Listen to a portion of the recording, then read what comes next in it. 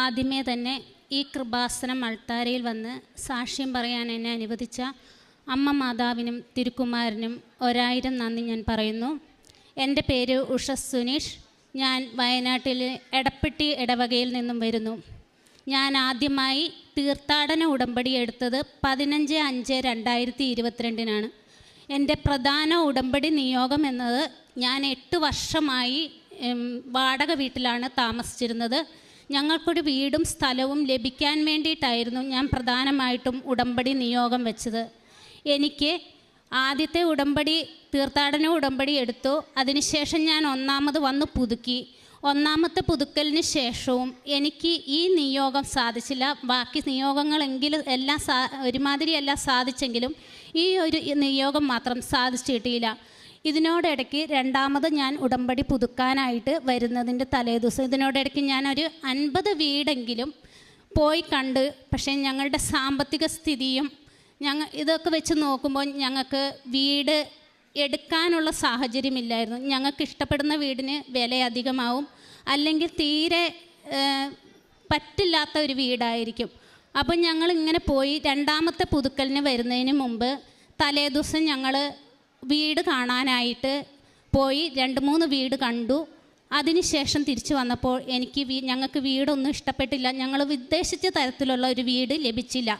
അപ്പം എനിക്ക് ഭയങ്കര സങ്കടമായി. ഞാൻ കരഞ്ഞുകൊണ്ടാണ് വീട്ടിലേക്ക് വന്നത്. അന്ന് വൈകുന്നേരം ഞങ്ങൾ ഇങ്ങോട്ട് പോരാൻ വേണ്ടി ഇരിക്കുകയാണ്. അപ്പം ഞാൻ ഇതിനു മുമ്പ് ഒരു സാക്ഷ്യം കേട്ടിട്ടുണ്ട്.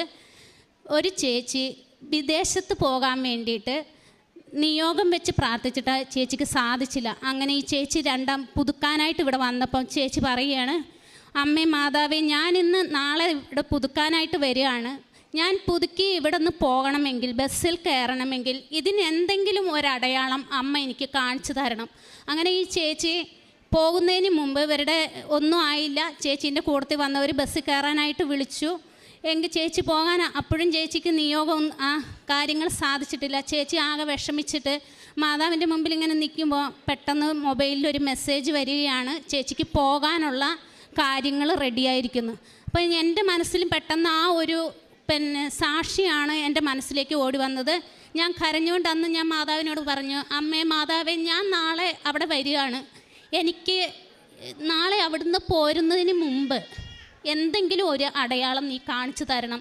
കാരണം എനിക്കറിയത്തില്ല, ഞാൻ വയനാട്ടിലാണ്. ഇതിന് എന്തടയാളമാണ് ആലപ്പുഴയിൽ കിട്ടുക അതെനിക്കറിയത്തില്ല. ആലപ്പുഴയിൽ അല്ല ഞങ്ങൾ വീട് അന്വേഷിക്കുന്നത്. എനിക്കിവിടെ നിന്ന് വീട് നോക്കാനൊട്ട് പോകാനും സാധിക്കില്ല. എങ്കിലും ഞാൻ അങ്ങനെ തന്നെ കരഞ്ഞ് പ്രാർത്ഥിച്ചു. ഞാനിവിടെ വന്നു ഉടമ്പടി പുതുക്കിയതിന് ശേഷം ഞങ്ങൾ ഭക്ഷണം കഴിക്കാനായി പുറത്തിറങ്ങി. ഞാൻ മൊബൈലെടുത്തു. മൊബൈലിൽ ഞാൻ നോക്കി വാട്സാപ്പിൽ ഏതെങ്കിലും തരത്തിലുള്ള വീടുകൾ ആരെങ്കിലും ഇട്ടിട്ടുണ്ടോ, എനിക്കത് ഇഷ്ടപ്പെട്ടോ, ഞങ്ങളുടെ വിലയ്ക്ക് ഒതുങ്ങുന്നതാണോ എന്ന് ഞാൻ നോക്കി. പക്ഷേ ഒന്നും ഉണ്ടായില്ല. ഞാനിത് ആരോടും പറഞ്ഞില്ല. എനിക്ക് സങ്കടം വന്നു. എനിക്കിതിനുള്ള യോഗ്യത ഇല്ലാത്തത് കൊണ്ടായിരിക്കും അമ്മ എനിക്കിതിനോട് അടയാളം തരാത്തത്. ഞാൻ അവിടുന്ന് വിഷമിച്ച് ഞാനിങ്ങനെ പോവുകയാണ്. എൻ്റെ കുടുംബം അടക്കം വന്നിട്ടുണ്ട്. എൻ്റെ മക്കളും ഹസ്ബൻഡൊക്കെ പുറത്ത് റൂമെടുത്ത് ഇവിടെ വന്ന് പ്രാർത്ഥിച്ചതിന് ശേഷം പുറത്ത് റൂമെടുത്ത് അവിടെയുണ്ട്. ഞങ്ങൾ അങ്ങോട്ട് ചെല്ലുമ്പോൾ ഭർത്താവ് പറയുകയാണ്, എൻ്റെ കസിൻ്റെ മകൻ വിളിച്ചിരുന്നു, ഇന്ന സ്ഥലത്ത് ഒരു സ്ഥലമുണ്ട്, ഒരു പള്ളിയുടെ അടുത്താണ് സ്ഥലം. അപ്പം ഞാൻ മനസ്സിൽ വിചാരിച്ചു, അമ്മേ, ഞാൻ നിന്നോട് വീടല്ലേ ആവശ്യപ്പെട്ടത്, ഒരു സ്ഥലമല്ലല്ലോ ഞാൻ നിന്നോട് ആവശ്യപ്പെട്ടത്. എനിക്ക് കിട്ടിയ ഒരു അടയാളം ഒരു സ്ഥലമാണല്ലോ. സ്ഥലം വാങ്ങി, സ്ഥലത്തിന് ഭയങ്കര വിലയാണ്, സ്ഥലം വാങ്ങി വീട് വെക്കാമെന്ന് പറഞ്ഞാൽ ഞങ്ങൾക്ക് പറ്റുന്ന കാര്യമല്ല. അതുകൊണ്ട് ഞങ്ങൾ അങ്ങനെ ഒരു സ്ഥലം വാങ്ങാൻ ഉദ്ദേശിച്ചിരുന്നില്ല. അപ്പോൾ ഞാൻ ഇങ്ങനെ മനസ്സ് വിചാരിച്ചു, എൻ്റെ മാനുഷികമായ ചിന്തയിൽ ഞാൻ വിചാരിച്ചു, എനിക്ക് അടയാളം ഇതൊരടയാളമായിട്ട് അമ്മ തന്നെങ്കിലും ഇതൊന്നും അല്ലല്ലോ ഞാൻ ചോദിച്ചതെന്ന് വിചാരിച്ച് ഞാൻ മിണ്ടാതെ പോയി. വീട്ടിൽ ചെന്നു. ഞാനിത് തന്നെ എൻ്റെ മനസ്സിൽ വീണ്ടും വീണ്ടും വന്നു, ഈ സ്ഥലമാണല്ലോ അമ്മ കാണിച്ചു തന്നേന്ന്. ഒരാഴ്ച കഴിഞ്ഞു. ഭർത്താവ് പറഞ്ഞു, നമുക്ക് സ്ഥലം കാണാൻ പോകാം. ഞാൻ ചോദിച്ചു, നമ്മൾ സ്ഥലം അല്ലല്ലോ വീടല്ലേ ഉദ്ദേശിച്ചേക്കണേന്ന്. അപ്പോഴത്തേക്ക് എൻ്റെ മനസ്സിലേക്ക് ഈ ചിന്ത വന്നു, അമ്മ തന്ന അടയാളം ഇനി ഇതാണോ എടുക്കാൻ പോകുന്നത്. ചെന്ന് കണ്ടു, സ്ഥലം ഇഷ്ടപ്പെട്ടു. സ്ഥലം ഞങ്ങൾ ടോക്കൺ കൊടുത്തു. ഞങ്ങൾ ഉദ്ദേശിച്ചതിനെ കഴിഞ്ഞും വലിയൊരു വില കൊടുത്താണ് ഞങ്ങൾ സ്ഥലം വാങ്ങിയത്. 10 സെൻറ്റ് സ്ഥലം എടുത്തു. 3 ലക്ഷം രൂപ അഡ്വാൻസ് കൊടുത്തു. അവിടെയും തടസ്സങ്ങൾ മാറിയില്ല. 3 ലക്ഷം രൂപ അഡ്വാൻസ് കൊടുത്തതിന് ശേഷം അവർക്കൊരു 7 ലക്ഷം രൂപയും കൂടെ അവർക്ക് ചെറിയൊരു കടമുണ്ട്, രജിസ്ട്രേഷന് മുമ്പ് കൊടുക്കണം എന്ന് പറഞ്ഞു. ഞങ്ങളത് കൊടുക്കാം, 7 ലക്ഷം കൂടെ കൊടുക്കാം എന്ന് വിചാരിച്ച് പോകുന്നതിന് മുമ്പാണ് അറിയുന്നത് സർവൈവർ വന്ന് അളന്നു. സ്ഥലം ഞങ്ങൾ ഉദ്ദേശിച്ച ഒരു വീതിയിൽ കിട്ടുന്നില്ല. അപ്പം കേൾക്കുന്നവരൊക്കെ പറയും, ഇവരെ പോയി സ്ഥലം അന്വേഷിച്ച് നടന്നിട്ട് ഇങ്ങനെയൊരു സ്ഥലമാണല്ലോ കിട്ടിയത്, കാരണം ഒരു വണ്ടി ഷെഡൊക്കെ ഉണ്ടാക്കണമെങ്കിൽ അതിനുള്ള വീതി ഞങ്ങൾക്കാകുന്നില്ല. ദൈവമേ, എല്ലാവരും കുറ്റം പറയുമല്ലോ. അപ്പോൾ എൻ്റെ മനസ്സിലേക്ക് വിചാരിച്ച് ഞാനിത് അതിനുശേഷം ഞാൻ കുറച്ച് പേരോടൊക്കെ പറഞ്ഞായിരുന്നു, മാതാവ് തന്ന അടയാളമാണ്, ഞങ്ങൾ സ്ഥലം ഉദ്ദേശിച്ചില്ലെങ്കിൽ സ്ഥലമാണ് കിട്ടിയതെന്ന്.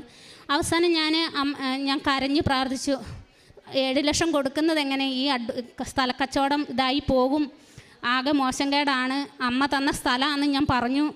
ഇനി എന്ത് ചെയ്യുമെന്ന് വിചാരിച്ച് ഞാൻ മാതാവിനോട് പ്രാർത്ഥിച്ചു, അമ്മേ, നീ തന്ന സ്ഥലമാണെങ്കിൽ നീ ഇതിലെന്തെങ്കിലും പ്രവർത്തിക്കണം, ഞങ്ങൾക്ക് അതിന് യോജിച്ച ഒരു 18 മീറ്റർ വീതിയെങ്കിലും ഞങ്ങൾക്കതിന് കിട്ടണം, നീ പ്രവർത്തിച്ച് നീ തന്ന സ്ഥലമാണെങ്കിൽ നീ തന്നെ ഇതിൽ പ്രവർത്തിക്കണം. ഒരു സർവൈവർ വന്ന് അളന്നുപോയ സ്ഥലം നമുക്കൊരിക്കലും രണ്ടാമത് അളന്ന് ആരും തരികയില്ല എന്നാണ് എൻ്റെ വിശ്വാസം. ഞാൻ അങ്ങനെയാണ് കേട്ടിരിക്കുന്നത്. അങ്ങനെ ഭർത്താവ് ചെന്ന് വീതിയുടെ കാര്യം ചോദിച്ചു. അവർ പറഞ്ഞു, സ്ഥലം തരാൻ ഉദ്ദേശിച്ചവർ പറഞ്ഞു, നിങ്ങൾക്ക് 3 ലക്ഷം രൂപ അഡ്വാൻസ് തന്നതും ടോക്കൺ തന്ന പൈസയും ഞങ്ങൾ തിരിച്ചു തരാം, അല്ലാതെ ഇത് വഴിക്ക് സ്ഥലം വിട്ടിട്ടുണ്ട്, അവർക്ക് പ്ലോട്ടാക്കി കൊടുക്കാനുള്ളതാണ്, ഞങ്ങൾക്ക് മാത്രം വീതി കിട്ടിയാൽ പോരാ, ബാക്കി കൊടുക്കുന്നവർക്കും വീതി കിട്ടണം. അപ്പോൾ അവർ പെട്ടെന്ന് എന്താണെന്നറിയത്തില്ല, സർവൈവറെ വിളിച്ചു. സർവൈവർ പറഞ്ഞു, ഞാൻ വരാം. രണ്ടാമത് വന്നു, സ്ഥലം അളന്നു. 18 മീറ്റർ വീതിയിൽ ഞങ്ങൾക്ക് ആ സ്ഥലം അളന്ന് കിട്ടി വീണ്ടും രണ്ടാമത്. പിന്നെ ഞങ്ങൾ ആ സ്ഥലത്തിന് രജിസ്ട്രേഷൻ കഴിഞ്ഞു. അതിനുശേഷം ഞങ്ങൾ ആ സ്ഥലത്തിൽ കിണർ കുത്താനായി ചെന്നു. 10 സെൻറ്റ് സ്ഥലമേ ഉള്ളൂ. സ്ഥാനം നോക്കിയപ്പം 2 സ്ഥലത്ത് മാത്രമേ വെള്ളം കാണുന്നുള്ളൂ.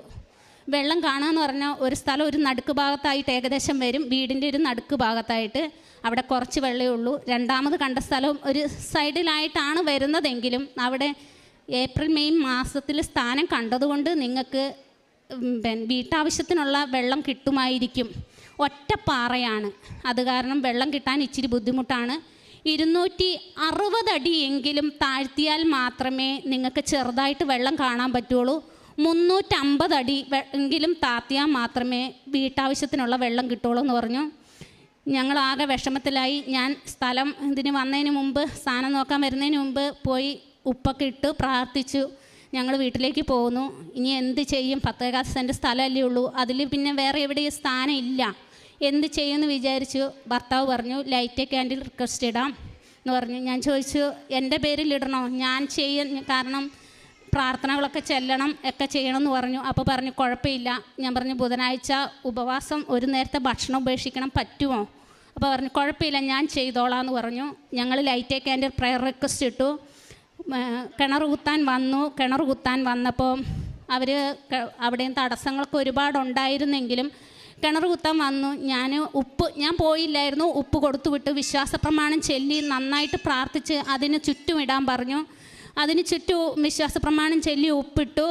അതിനുശേഷം ഞാൻ വീട്ടിലായിരുന്നു. ഞാൻ വന്ന് ഉടമ്പടി ധ്യാനം കൂടിക്കൊണ്ടിരിക്കുന്ന ദിവസം ഒന്നും ആയില്ല, 130 അടി ഒന്നും ആയിട്ടില്ല എന്ന് പറഞ്ഞു വിളിച്ച് ഞാൻ പ്രാർത്ഥിച്ചു. അമ്മേ, ഞാൻ ഈ ഉടമ്പടി ധ്യാനം കഴിയുന്നതിന് മുമ്പ് നീ എന്തെങ്കിലും ഒരു നല്ല സൂചന എനിക്ക് തരണം എന്ന് പറഞ്ഞാൽ, ഞാൻ ഉടമ്പടി ധ്യാനം കഴിഞ്ഞ് ചെവിയിലൊക്കെ തൈലം തേച്ചു. ഞാൻ പോയി വിളിച്ചു. എന്നോട് പറഞ്ഞു, 160 അടി ചെറുതായിട്ട് വെള്ളം കാണാൻ തുടങ്ങിയിട്ടുണ്ട്, നന്നായി പ്രാർത്ഥിച്ചോളാൻ പറഞ്ഞു. ഞാൻ പെട്ടെന്ന് എൻ്റെ വീട്ടിലായതുകൊണ്ട് ഞങ്ങളുടെ വീടിൻ്റെ കിണറിൻ്റെ അടുത്തേക്ക് ഞാൻ പോയി. ഉടമ്പടി ഉപ്പ് എടുത്തുകൊണ്ടാണ് ഞാൻ പോയത്. പോയ വഴിക്ക് ഞാൻ ചെന്ന് ഞാൻ മാതാവിനോട് പറഞ്ഞു, മാതാവേ, ഞാൻ 7 പ്രാവശ്യം ഈ കിണറിൻ്റെ ചുറ്റിനും നടന്ന് പ്രത്യക്ഷീകരണ പ്രാർത്ഥന ചെല്ലും. അതിനുശേഷം ഞാനിവിടെ ഉപ്പിട്ട് പ്രാർത്ഥിക്കും. അന്ന് ഉപ്പിട്ട് പ്രാർത്ഥിച്ച് ഞാൻ വരുമ്പോഴത്തും എനിക്ക് ഒരു നല്ല വാർത്ത കേൾക്കാൻ ഇടയാക്കണം. ഞാൻ ഫോൺ എടുത്തില്ല, കുറച്ച് താഴെയാണ് കിണർ. ഞാൻ പോയി ഉടമ്പടി പ്രത്യക്ഷീകരണ പ്രാർത്ഥന ചൊല്ലി ഒരു 5 വട്ടം പ്രത്യക്ഷീകരണ പ്രാർത്ഥന ചൊല്ലി ഉപ്പിട്ട് കാണുമായിരിക്കും. അപ്പോഴത്തേക്കും ഹസ്ബൻഡ് വിളിച്ചു, 195 അടിയിൽ നല്ല വെള്ളമായി എന്ന് പറഞ്ഞു. 7 വട്ടം പ്രത്യക്ഷീകരണ പ്രാർത്ഥന ചൊല്ലി ഉപ്പിട്ട് ഞാൻ തിരിച്ചു കയറി വന്നു. മോള് പറഞ്ഞു, അമ്മേ, അപ്പായി വിളിച്ചിരുന്നു എന്ന് പറഞ്ഞു. ഞാൻ ചെന്ന് ഫോൺ എടുത്ത് വിളിച്ചപ്പോൾ പറഞ്ഞു, 220 അടി മാത്രം മതി, 260 അടി താഴ്ചയിൽ വെള്ളം ചെറുതായിട്ട് കാണുകയുള്ളൂ എന്ന് പറഞ്ഞ സ്ഥാനത്ത് 160 അടി താഴ്ചയിൽ ഞങ്ങൾ വെള്ളം കണ്ടു. 195 അടി താഴ്ചയിൽ നല്ലോണം വെള്ളമായി. 220 അടി താഴ്ച കൊണ്ട് ഞങ്ങൾ നിർത്തി. 350 അടിയിൽ ഞങ്ങൾക്ക് വീട്ടാവശ്യത്തിനുള്ള വെള്ളം കിട്ടുമെന്ന് പറഞ്ഞ സ്ഥാനത്താണ് ഞങ്ങൾ 220 അടിയിൽ വെള്ളം കണ്ട് നിർത്തിയത്. അതിനുശേഷം ഞങ്ങൾ മൂന്നാമത് ഞാൻ പിന്നെ പുതുക്കാൻ വന്നില്ല. ഇത് 3ാമത്തെ പുതുക്കൽ ഞാൻ ഇപ്പോഴാണ് വരുന്നത്. അപ്പോൾ സാധാരണ ഞാൻ ചിലപ്പോൾ 1, 2, 3 മാസം ഗ്യാപ്പിട്ട് കഴിയുമ്പോഴാണ് വരുന്നത്. ഞാൻ സാധാരണ ഓൺലൈൻ ഉടമ്പടി എടുക്കാറില്ല. അന്ന് ഞാൻ പറഞ്ഞു എനിക്ക് ഓൺലൈൻ ഉടമ്പടി എടുക്കണം. ഞാൻ ഉടമ്പടി എടുത്തു. കുറച്ച് ദിവസം കഴിഞ്ഞു. ഇതെൻ്റെ മകള് അൽന മരിയ. ഇവക്ക് ഒരു ദിവസം പെട്ടെന്ന് പനിയായി. ഇവൾ സ്കൂളിൽ പോയി. മേലുവേദനയൊക്കെ ഉണ്ടെന്ന് പറഞ്ഞ് സ്കൂളിൽ പോയി. സ്കൂളിൽ നിന്ന് പനിച്ചു വന്നു. പനിയുടെ മരുന്ന് കൊടുത്ത് കിടത്തി. പിറ്റേ ദിവസം രാവിലെ അവൾക്ക് വീണ്ടും രാത്രി മുഴുവൻ പിച്ചും പേയും പറഞ്ഞിരിക്കുകയാണ്. രാവിലെ അവൾ പറഞ്ഞു എനിക്ക് കുഴപ്പമില്ല, ഞാൻ സ്കൂളിൽ പോയിക്കോളാം. അവൾ സ്കൂളിൽ പോയി. തിരിച്ച് വന്നപ്പോൾ അവൾ പനിച്ച് ഭയങ്കരമായിട്ടാണ് വന്നത്. രാത്രി വയറുവേദനയുണ്ട്. ഇവൾക്ക് ഗ്യാസിൻ്റെ അസുഖമുള്ളതുകൊണ്ട് വയറുവേദനയുണ്ട്. എന്താ നിനക്ക് വയറുവേദന, ഗ്യാസ് ഇതിൻ്റെ ഒന്നും കഴിച്ചില്ലല്ലോ എന്ന് ഞാൻ പറഞ്ഞു. അങ്ങനെ അവൾ രാത്രി കിടക്കുന്നതിന് മുമ്പ് ഞാൻ ഇവളോട് പറഞ്ഞ് തൈലം എടുത്ത് പ്രാർത്ഥിച്ച് ഞാൻ ഇവളോട് പറഞ്ഞു നീ കടന്നോ, ഒരു കുഴപ്പമില്ല, ഛർദ്ദിക്കൊന്നുമില്ല, ഛർദ്ദിക്കാൻ വരുന്നുണ്ടെന്ന് പറഞ്ഞ് ഛർദ്ദിക്കൊന്നുമില്ല, നീ ധൈര്യമായിട്ട് കടന്നോളാൻ പറഞ്ഞ് പ്രാർത്ഥിച്ച് കടത്തി. ഒരു 15 മിനിറ്റ് കഴിഞ്ഞ് കാണും കൊച്ചെഴുന്നേറ്റു, ഛർദ്ദിച്ചു, നല്ല പോലെ ഛർദ്ദിച്ചു. ഞാൻ ലൈറ്റ് ഇട്ട് നോക്കി. കൊച്ചിൻ്റെ ഛർദ്ദിയിൽ ഭർത്താവ് എറിഞ്ഞു. എന്താ ഇവളുടെ ഛർദിയിൽ ഒരു കളറ് വ്യത്യാസം, കൊച്ചിൻ്റെ ബ്ലഡാണ് അവൾ ഛർദ്ദിച്ചേക്കുന്നത്. അവൾ കഞ്ഞി കുടിച്ച് കടന്നിട്ട് ഒരു വറ്റ് പോലും അതിലില്ല, ബാക്കി മുഴുവൻ ബ്ലഡാണ്. ഇത് പറഞ്ഞുകൊണ്ടിരിക്കുന്നതിനിടയ്ക്ക് അവൾ വീണ്ടും ഛർദ്ദിച്ചു. വീണ്ടും ബ്ലഡ് തന്നെ. ഞങ്ങൾ പെട്ടെന്ന് എടുത്തു കൊണ്ടുപോയി. പെട്ടെന്ന് ഹോസ്പിറ്റലിൽ കൊണ്ടുപോയി. എങ്ങോട്ട് പോകണമെന്ന് അറിയത്തില്ല. ഞങ്ങൾ പേടിച്ച് വേഗം എടുത്തു. ഇപ്പോൾ ആ പേടിയുടെ ഇടയ്ക്കും എനിക്ക് ഒരു ധൈര്യം ഉണ്ടായിരുന്നു. കാശ്രൂപവും തൈലവും ഉപ്പും എൻ്റെ തേനുമൊക്കെ എൻ്റെ കയ്യിലുണ്ട്. ഞാൻ ഓടിപ്പോയി അതെടുത്ത് കൈവശം വെച്ചു. ഞാൻ പോണ വഴിക്ക് ഇവൾ പറഞ്ഞു അമ്മേ നമ്മൾ ഉടമ്പടി എടുത്തതല്ലേ, പേടിക്കണ്ട. ഇവൾ പേടി കൂടുതലുള്ള കൂട്ടത്തിലാണ്. എങ്കിലും അവൾ എന്നെ ആശ്വസിപ്പിക്കാനായിട്ട് പറഞ്ഞു പേടിക്കണ്ടെന്ന്. ഞങ്ങൾ പോണ വഴിക്ക് ഇപ്പോൾ പല അസുഖങ്ങളാണ് കേൾക്കുന്നത്. ബ്ലഡ് ഛർദ്ദിച്ച് എനിക്ക് ആകെ പേടിയായി. ഞാൻ കരയുന്നുണ്ട്, എന്നാലും ഒരുപാട് ഒച്ച കരയാൻ പറ്റുന്നില്ല, കൊച്ചു പേടിക്കും. അതുകൊണ്ട് ഞാൻ ഒരുപാട് കരയുന്നില്ല. അന്നേരം ഞാൻ പോണ വഴിക്ക് ഞാൻ മാതാവിനോട് പ്രാർത്ഥിച്ചു, മാതാവേ എൻ്റെ കുഞ്ഞിന് വേറെ ഒരു അസുഖമാണെന്ന് എനിക്ക് കേൾക്കാൻ പാടില്ല. അവൾക്ക് ഒരു സാധാരണ പനി മാത്രമായിരിക്കണേ. എന്താ വേറെ ഒരു കാര്യം എനിക്ക് ഡോക്ടർമാർ പറയുന്നത് കേൾക്കാൻ പറ്റൂല. ഞങ്ങൾ അടുത്തുള്ള ഹോസ്പിറ്റലിൽ കൊണ്ടുപോയി. ചെന്നപ്പോഴാണ് അറിയുന്നത് അവളെ പ്ലേറ്റ്ലെറ്റ് കൗണ്ട് പറ്റെ താന്നു, BP കുറഞ്ഞു, പനി കണ്ടമാനം കൂടി. അധിക പനിയുടെ മരുന്ന് കൊടുത്തിട്ടും അവൾക്ക് കുറയുന്നില്ല.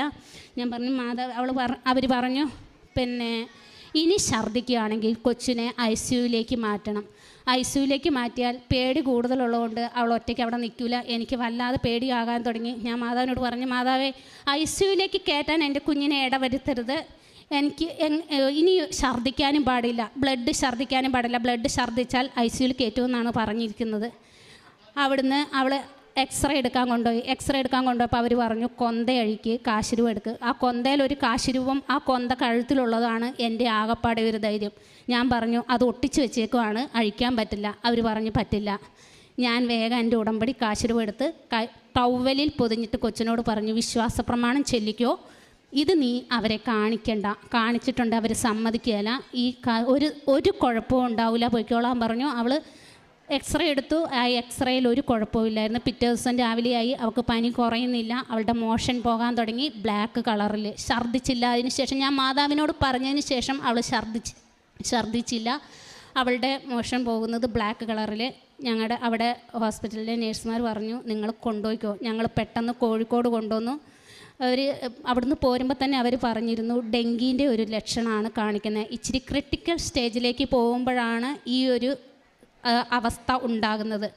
ഞങ്ങൾ പെട്ടെന്ന് കോഴിക്കോട് മിംസിൽ കൊണ്ടുവന്നു. അവിടുന്ന് കൊച്ചിനെ ടെസ്റ്റ് ചെയ്തു. പ്ലേറ്റ്ലെറ്റ് കൗണ്ടൊക്കെ പറ്റെ താന്നു, BP പറ്റെ ഇതായി കുറഞ്ഞിരിക്കുകയാണ്. ഇഞ്ചക്ഷൻ വെച്ചിട്ട് കയറുന്നില്ല, ഒന്നും ആകുന്നില്ല. ഞാൻ മാതാവിനോട് വീണ്ടും പറഞ്ഞു എൻ്റെ കുഞ്ഞിനെയും കൊണ്ട് വന്ന് ഞാൻ അവിടെ വന്ന് സാക്ഷ്യം പറഞ്ഞേക്കാം. അമ്മ മാതാവിൻ്റെ മുമ്പിൽ എൻ്റെ കുഞ്ഞിനെ ഞാൻ കൊണ്ടുവന്നേക്കാം, ഒരു കുഴപ്പവും എൻ്റെ കുഞ്ഞിനുണ്ടാകരുതെന്ന് പറഞ്ഞു. അവരും പറഞ്ഞു ഡെങ്കിയാണ്. പക്ഷേ ഡെങ്കിൻ്റെ ടെസ്റ്റ് ചെയ്തു, നെഗറ്റീവ്. വീണ്ടും കടന്നു 6 ദിവസം ഞങ്ങൾ അവിടെ കടന്നു. വീണ്ടും അവർ പറഞ്ഞു അടുത്ത ദിവസങ്ങളിലായതുകൊണ്ടായിരിക്കും നെഗറ്റീവ് കാണിക്കുന്നത്, ചിലപ്പം രണ്ടാമത് ടെസ്റ്റ് ചെയ്യുമ്പം പോസിറ്റീവ് കാണിക്കുമെന്ന് പറഞ്ഞു. രണ്ടാമത് 3-4 ദിവസം കഴിഞ്ഞപ്പം വീണ്ടും ടെസ്റ്റ് ചെയ്തു, ഡെങ്കി നെഗറ്റീവ്. അവൾക്ക് വെറും ഒരു വൈറൽ ഫീവറായിട്ട് മാതാവ് അത് മാറ്റി. ഞാൻ മാതാവിനോട് പറഞ്ഞ് വേറെ ഒരു സാധാരണ പനിയല്ലാതെ അവൾക്കൊരു വേറെ ഒരു അസുഖമാണെന്ന് എനിക്ക് കേൾക്കാൻ പാടില്ലെന്നാണ് ഞാൻ പറഞ്ഞത്. അതുപോലെ തന്നെ അവളുടെ അസുഖം വൈറൽ ഫീവർ മാത്രമാണ്, കുഴപ്പമില്ല. 6 ദിവസത്തിന് ശേഷം അവൾ ഡിസ്ചാർജായി വീട്ടിലേക്ക് പോന്നു. ഇത്രയും തന്ന അമ്മ മാതാവിനും തിരുക്കുമാരനും കോടാനുകോടി നന്ദി. ഞങ്ങൾ പ്രേക്ഷിത പ്രവർത്തനം ഞാൻ ചെയ്യുന്നത് ഇവിടുന്ന് കൊണ്ടുപോകുന്ന പത്രം ഞാൻ പള്ളികളിൽ കൊടുക്കാറുണ്ട്, പിന്നെ ഗവൺമെൻറ് ഹോസ്പിറ്റലിൽ ഞാൻ പോകാറുണ്ട്, അവിടെ ഞാൻ കൊടുക്കാറുണ്ട്. പിന്നെ ഞാൻ ഈ യൂട്യൂബിൽ വരുമ്പം സാക്ഷ്യങ്ങളും പിന്നെ ഉടമ്പടി ധ്യാനവും ഒക്കെ ഞാൻ പ്രാർത്ഥിച്ച് ഞാൻ മറ്റുള്ളവർക്ക് ഷെയർ ചെയ്യാറുണ്ട്. പിന്നെ കാരുണ്യപ്രവൃത്തി എന്ന് പറയുന്നത് എന്നെക്കൊണ്ടാവുന്ന വിധത്തിൽ ഞങ്ങൾ ഇടയ്ക്ക് വൃദ്ധസദനങ്ങളൊക്കെ സന്ദർശിക്കാൻ പോകും, രോഗികളെ കാണാൻ പോകും. വൃദ്ധസദനത്തിൽ പോകുമ്പം ഞങ്ങളെക്കൊണ്ട് പറ്റുന്ന രീതിയിൽ എന്നെക്കൊണ്ടാകുന്നത് എന്താണോ ചെയ്യാൻ പറ്റുന്നത്, ഞങ്ങളെല്ലാം കുറച്ച് പേര് വേറെ ഉടമ്പടി എടുത്തിട്ടുണ്ട്, എൻ്റെ സഹോദരിയും മമ്മിയൊക്കെ ഉണ്ട്. ഞങ്ങളെല്ലാവരും കൂടെ പോകും. ഞങ്ങളെക്കൊണ്ട് എല്ലാവരും കൂടെ കൂടി ഒരു പറ്റുന്ന രീതിയിൽ അവർക്ക് അവിടെ വേണ്ട സാധനങ്ങളൊക്കെ വാങ്ങിക്കൊടുക്കും, രോഗികളെയൊക്കെ കാണാൻ പോകും. ഇതാണ് ഞാൻ ചെയ്യുന്ന കാരുണ്യപ്രവൃത്തികൾ.